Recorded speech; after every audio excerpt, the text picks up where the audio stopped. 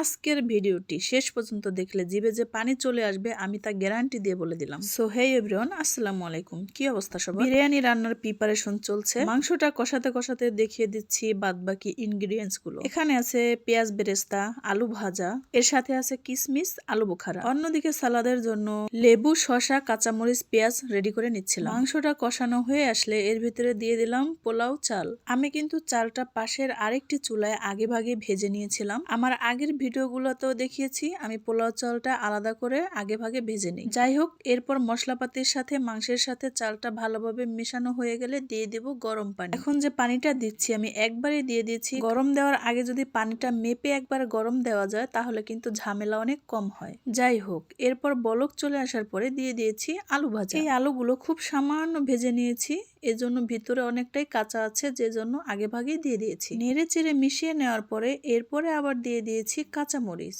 কাঁচামরিচটা দেওয়ার পরে একটু নেড়ে চেড়ে মিশিয়ে নিব। এ সময় কিন্তু তলানিতে লেগে যাওয়ার অনেক চান্স থাকে। পর্যায়ে দিয়ে দিচ্ছি পেঁয়াজ বেরেস্তা, সাথে আলু বোখারা আর কিশমিশ।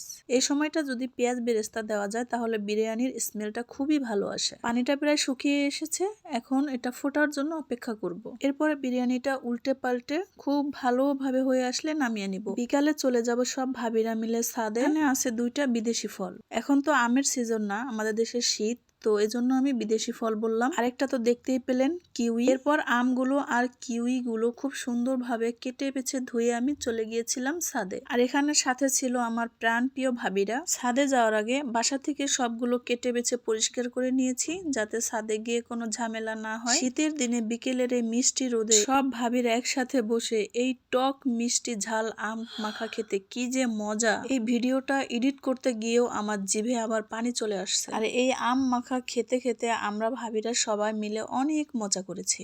এটাই একটা স্মৃতি হয়ে থাকবে। যাই হোক, এরপরে সন্ধ্যা হয়ে গিয়েছিল, বাসায় চলে এসেছি। বাচ্চাদের জন্য একটু স্যুপ করে নিব। এখানে দিয়েছি মুরগির কিছু সলিড পিস, সাথে দিয়ে দিয়েছি কিছু হাড্ডি। হাড্ডি বলতে এখানে ছিল মুরগির গলা আর পা। মুরগির সলিড পিস গুলো উঠিয়ে রেখেছি আর নুডলসটা গুঁড়ো করে ছেড়ে দিব সেই পানির ভিতরে, যেটাকে চিকেন স্টক বলে আর কি। একটা ডিম খুব সুন্দরভাবে ফেটিয়ে এখন এই স্যুপটার ভিতরে দিয়ে দিব। খুব ভালোভাবে নেড়ে চেড়ে মিশিয়ে নিব। মুরগির গলা, পা এগুলো অনেকে অনেক সময় খেতে চায় না, তবে যদি এভাবে রান্না করে খাওয়া যায় তাহলে ভালোই লাগবে।